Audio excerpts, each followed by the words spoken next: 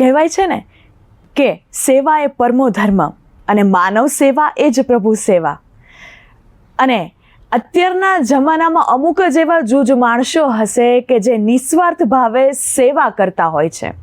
નમસ્કાર દર્શક મિત્રો, હું છું આપની સાથે હિતેશ્રી દવે અને આજે મારે એક એવા વ્યક્તિની વાત કરવી છે કે જેઓને ઘણા બધા એવોર્ડથી સન્માનિત કરવામાં આવ્યા છે અને તેઓ નાનપણથી એટલે કે 13 વર્ષની ઉંમરથી જ તેઓ દરેક જગ્યાએ સેવા આપી રહ્યા છે અને એમનું નામ છે અનિતાબેન શાહ. અત્યારે તે આપણી વચ્ચે ઉપસ્થિત છે. અગ્ર ગુજરાતના આંગણે અમે લોકો તમારું હાર્દિક સ્વાગત અને અભિવાદન કરીએ છીએ. અને અનિતાબેન સાથે આજે આપણે ખૂબ ચર્ચાઓ કરશું કે આ સ્નેહ ફાઉન્ડેશન શું કામ કરે છે અને કયા કયા લોકોને તેઓ સેવા આપે છે. પહેલાં તો હું 13 વર્ષની હતી ત્યારથી જ લાયોનેસમાં મેમ્બર હતી અને ત્યારે ધર્મિલાબેન અમારા ગ્રુપમાં હતા. એ જ બધું હેન્ડલ કરતા. તો અમે સિવિલ હોસ્પિટલમાં બાળકોને ફ્રૂટ દેવા જતા સિઝનનું. પછી એવી રીતે ધીરે ધીરે ખબર પડી કે ભાઈ આપણે પણ કંઈક કરવું જોઈએ. પછી ધીરે ધીરે બધું ચાલુ હતું. પછી મેરેજ થયા પછી 2-3 વર્ષ બધું કારણ કે છોકરાઓ આવે એના બધા મારે ફેમિલી હોય.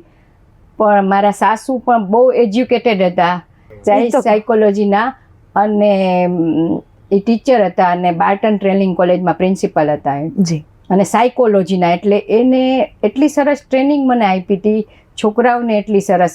એટલે અને મારા હસબન્ડનો પણ એટલો સાથ હતો કે એ મને 6 વાગે સવારે ક્યાંય જવું હોય તોય એ સાથે હોય, રાત્રે 10 વાગે પણ કામ હોય તો એ સાથે જ હોય. એટલે આપણે આપણા ઘરનાનો સપોર્ટ હોય તો આપણે કરી શકીએ.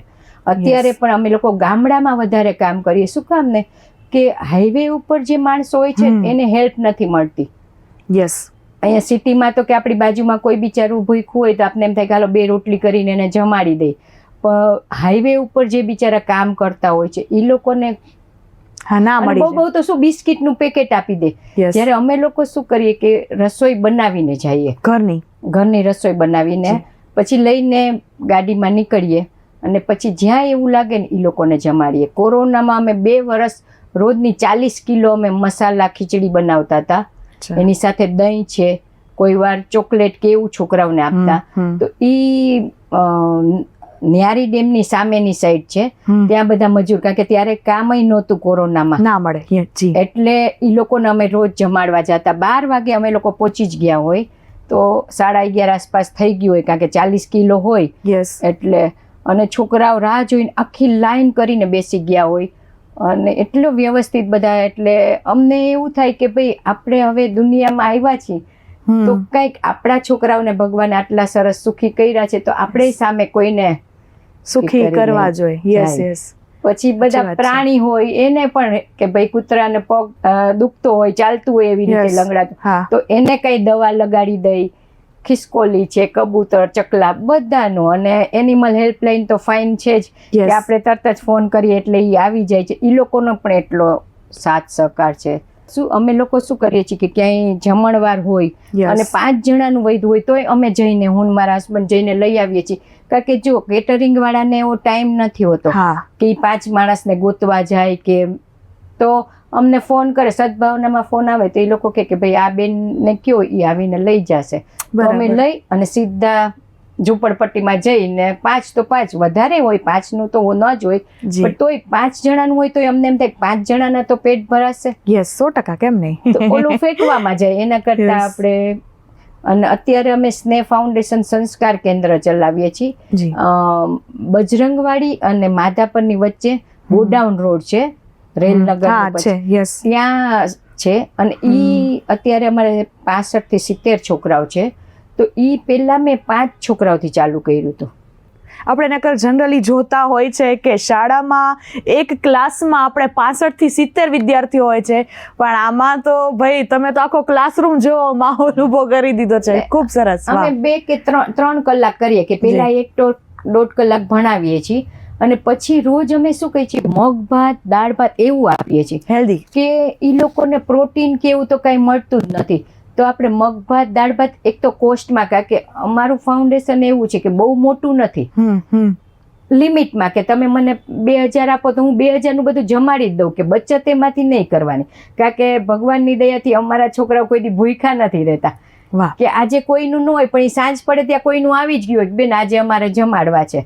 જી તો બચત તો અમારે કઈ કે આપણે કઈ બચત કરવા માટે આ નથી. આપણે બસ અને ભગવાનની દયાથી રોજે રોજ ક્યાંકથી આવી જ જાય છે.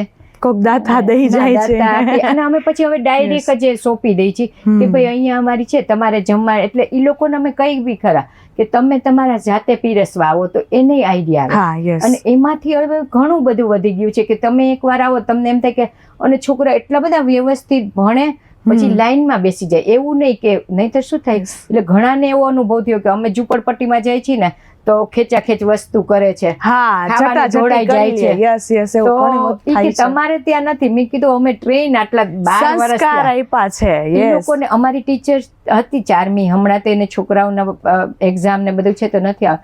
ઈ નેલ કટ કરવાના પછી છોકરાઓને હાથ પગ ધોવાના પછી જ અંદર આવે અને ત્યાંથી લીમડાના દાંતણ તોડાવે અને બધાને દાંતણ કરાવે કે બધાને દાંતણ કરીને પછી જ સ્કૂલમાં આવવાનું. એટલે અત્યારે આપણી સમક્ષ ઘણા બધા એવોર્ડ પણ અનિતાબેન શાહને મળ્યા છે.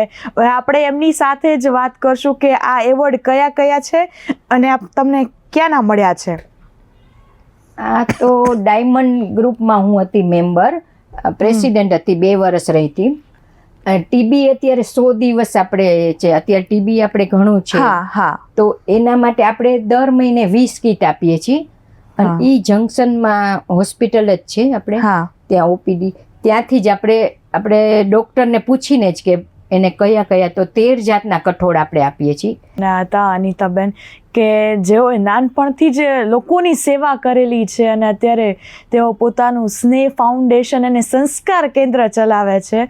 અને આ સંસ્કાર કેન્દ્ર બાળકોના સિંચન માટે પણ ખૂબ જ સારું એવું છે. અને અત્યારનું આપણે જે એજ્યુકેશન છે જે તે ગરીબ માણસોને, ગરીબના બાળકોને નથી મળતું, તેઓનું સેવાનું કાર્ય આ ફાઉન્ડેશન કરી રહ્યું છે.